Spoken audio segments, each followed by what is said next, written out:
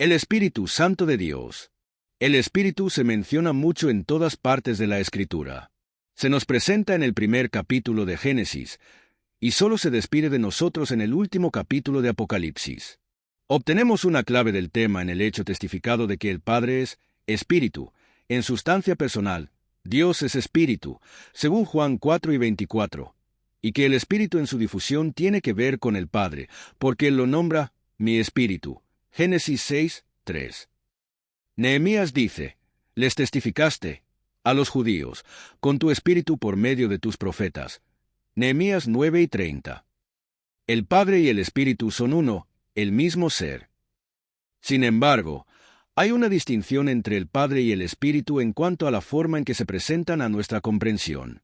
Del primero, se testifica que habita en el cielo, en luz inaccesible, y por lo tanto tiene localización, mientras que del último se declara que está en todas partes igualmente. ¿A dónde me iré de tu Espíritu? ¿Y a dónde huiré de tu presencia? Si subiere a los cielos, allí estás tú, y si en el Seol, el sepulcro, hiciere mi estrado, he aquí, allí tú estás.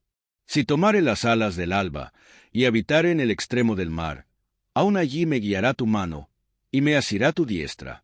Si dijere, ciertamente las tinieblas me encubrirán, aun la noche resplandecerá alrededor de mí. Aun las tinieblas no encubren de ti, y la noche resplandece como el día. Lo mismo te son las tinieblas que la luz. Salmos 139, 7-12. Pero, además de su difusión universal, el Espíritu también se presenta bajo el aspecto de una agencia usada por el Padre para llevar a cabo sus designios. De este modo, al hablar del origen de las diversas tribus de criaturas vivientes que habitan la tierra, David dice, envías tu Espíritu, son creados, y renuevas la faz de la tierra. Salmos 104, 30. Su Espíritu adornó los cielos. Job 26, 13. El Espíritu de Dios me hizo, y el soplo del Omnipotente me dio vida. Job 33, 4. El Espíritu de Dios se movía sobre la faz de las aguas. Génesis 1, 2. Además, con cuánta frecuencia en toda la historia de Israel leemos que el Espíritu de Dios vino sobre tal o cual profeta, cuando se llevó a cabo algo maravilloso. Por ejemplo, Jueces 3:14. Toda profecía y revelación fue comunicada del mismo modo. Testificaste con tu Espíritu por medio de tus profetas. Nehemías 9:30. Estoy lleno de poder del Espíritu de Jehová. Miqueas 3:8. Santos hombres de Dios hablaron siendo inspirados por el Espíritu Santo. Segunda Pedro 1:21. El Espíritu actuando bajo la voluntad directa del Omnipotente se convierte en Espíritu Santo. En otros casos estamos bajo el dominio de la ley fija. También Dios está en comunión con nosotros por palabras de sabiduría u obras de poder, independientemente de la ley fija. Solo a algunos se les concede experimentar esta forma de manifestación del Espíritu. No se da a nadie en la actualidad. Los apóstoles la recibieron en el día de Pentecostés. Su poder era real y palpable. Su influjo fue acompañado del sonido de un poderoso viento, que sacudió el edificio en el cual estaban reunidos. Sus resultados fueron manifiestos. La mano de Dios estaba sobre los apóstoles y fueron revestidos con poderes encima de la ley natural. Sus facultades fueron ejercitadas en forma extraordinaria. El Espíritu los capacitó para hablar fluidamente en idiomas que nunca habían aprendido, no en lenguas desconocidas, sino en palabras que eran reconocidas por los asistentes como lenguaje corriente de la época. Estos asistentes eran judíos y prosélitos de los diversos países del globo, reunidos para celebrar la fiesta de Pentecostés en Jerusalén. Cuando oyeron a los apóstoles, dijeron, ¿no son galileos todos estos que hablan? ¿Cómo? Pues, les oímos nosotros hablar cada uno en nuestra lengua en la que hemos nacido.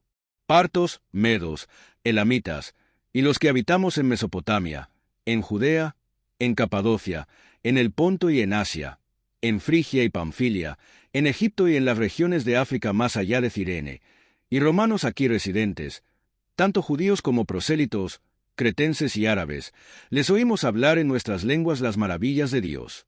Hechos 2, 7-11. Por el mismo poder, los apóstoles fueron instruidos en asuntos que por naturaleza no sabían, de acuerdo con la promesa de Cristo. Pero cuando venga el Espíritu de verdad, Él os guiará a toda la verdad. Porque no hablará por su propia cuenta, sino que hablará todo lo que oyere, y os hará saber las cosas que habrán de venir. Juan 4:13.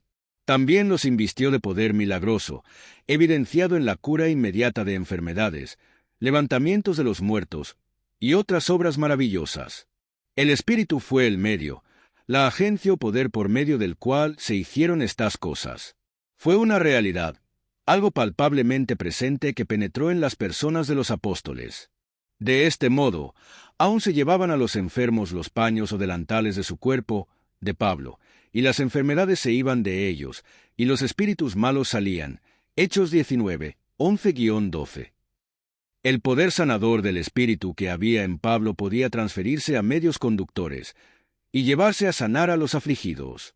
De este modo, también la sombra de Pedro, al pasar sobre los enfermos, era eficaz para sanar. Hechos 5:15. La misma peculiaridad queda de manifiesto en el caso de Jesús, a quien se le dio el Espíritu sin medida. Juan 3:34. Cuando cierta mujer afligida se le acercó cautelosamente por atrás de entre la muchedumbre y tocó el borde de su túnica con el propósito de recibir beneficio, Jesús dijo: «He conocido que ha salido poder de mí». Lucas 8:46, Mateo 14, 35-36.